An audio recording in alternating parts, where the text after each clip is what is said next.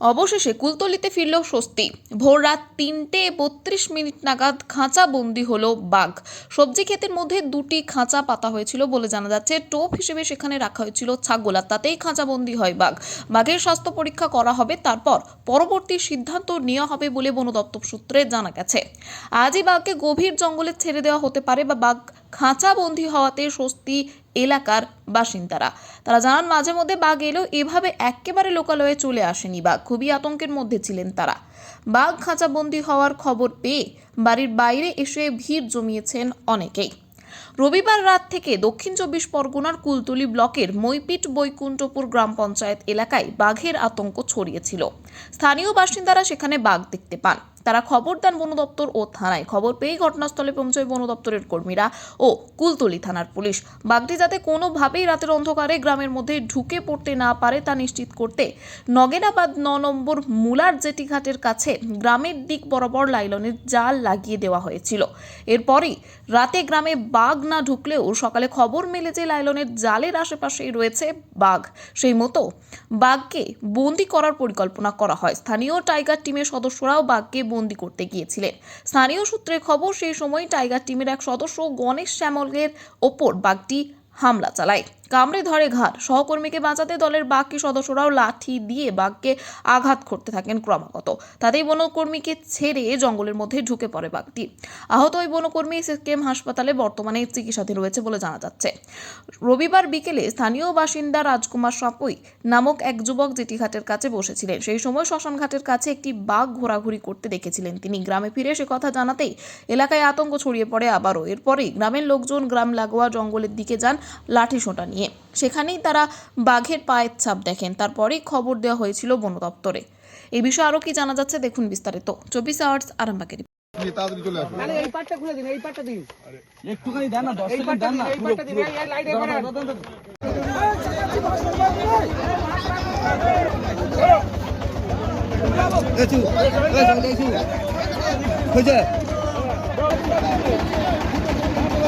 এটা বাঘ না বাঘি দিয়েছে? এটা বাঘ আছে।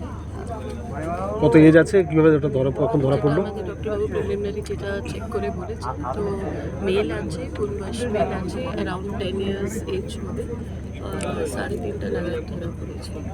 ম্যাডাম, অবশেষে মইপিটের ত্রাস রয়্যাল বেঙ্গল টাইগার ধরা পড়লে একজন বনকর্মী আহত হয়েছিল, এটাকে আপনি কিভাবে দেখছেন? কারণ পরপর দুটো বাঘ কয়েক সপ্তাহের ব্যবধানে ধরা পড়লো। কনফ্লিক্ট একটু আছে, কিন্তু তার সঙ্গে সঙ্গে আমাদের রেসপন্সও আপনি দেখবেন কি কোনো সময় আমাদের টিম কোনো সময় সময়টা নষ্ট হয় না। যখনই কোনো দেখুন ওয়াইল্ড অ্যানিমালের মানুষ এখানে as far as Sundarbans is concern, এই সিচুয়েশনের মধ্যেই আমরা সবাই থাকি। এখানকার যে লোকাল লোক আছে ওরাও জানে কি বাঘও থাকবে, আমরাও থাকবো। তো সেই যে কো এক্সিস্টেন্সটা রয়েছে, সেই কো এক্সিস্টেন্সের মধ্যে কোনো সময় এরকম সিচুয়েশনটা ক্রিয়েট হয়ে যায়। কেন বাঘের সংখ্যাও অনেকটা বেড়েছে অ্যান্ড মানুষের সংখ্যা বাড়ছে, তার জন্য ইন্টারাকশনও একটু বেশি হচ্ছে বিটুইন হিউম্যান অ্যান্ড টাইগার। তো কিন্তু যখনই এরকম কোনো সিচুয়েশনটা অ্যারাইজ করছে, তার সঙ্গে সঙ্গে যে র্যাপিড আমাদের যে রেসপন্সটা থাকে, আমাদের যে টিম যে ফিল্ডে দাঁড়িয়ে থাকে, ওরা ইমিডিয়েটলি আমরা যে আছে রেস্কিউ করে অ্যানিমালটাকেও আমরা সুস্থভাবে আমরা জঙ্গলে ফেরত দিয়ে আসি। অ্যান্ড তার সঙ্গে সঙ্গে যে গ্রামের লোক আছে ওনাদেরকেও আমরা প্রোটেক্ট করতে পারছি। অ্যাজ টিল নাও যতই আমাদের ইনসিডেন্সেসটা রয়েছে, আমরা একটু আমাদের টিম খুব ভালোভাবেই কাজ করে অ্যানিমালটাকেও রেস্কিউ করেছে, গ্রামটাকেও প্রোটেকশনটা দিতে পেরেছে। এর আগে দেখা গিয়েছে লোকালয়ে বাঘ ঢুকেছিল, লালগড়ে বাঘের মৃত্যু হয়েছিল, মাসের পর মাস তাকে খোঁজা হয়েছিল।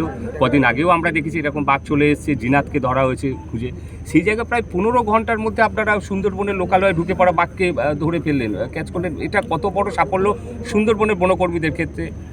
দেখুন, যে কোনো জায়গাতেই কোনো এই টাইপের ইনসিডেন্টসটা যখন হয়, প্রত্যেক জায়গাতে কি হয় কি আপনার যে টোপোগ্রাফি আছে বা যে কন্ডিশনসটা রয়েছে, সেই কন্ডিশনসটা খুবই ডিফারেন্ট থাকে। তো ডিফারেন্ট কন্ডিশনে ডিফারেন্ট টাইপ অফ আমাদের মোড অফ অ্যাকশনটা থাকে। যেই জায়গার নাম নিচ্ছেন ওখানে কোনো সময় পার্মানেন্টলি বাদ থাকে না, তো সেই কন্ডিশনগুলো একটু ডিফার করতে পারে। কিন্তু ডেফিনেটলি আমাদের যে টিম রয়েছে ওরা খুবই ভালোভাবে, আজকে না 1 বছর 2 বছর না, বছর বছরই ওরা এই কাজের সঙ্গে আছেন, খুব সাকসেসফুলি, খুব ভালোভাবে ওনারা কাজ করছেন। 3:30 নাগাদ ধরা পড়েছে।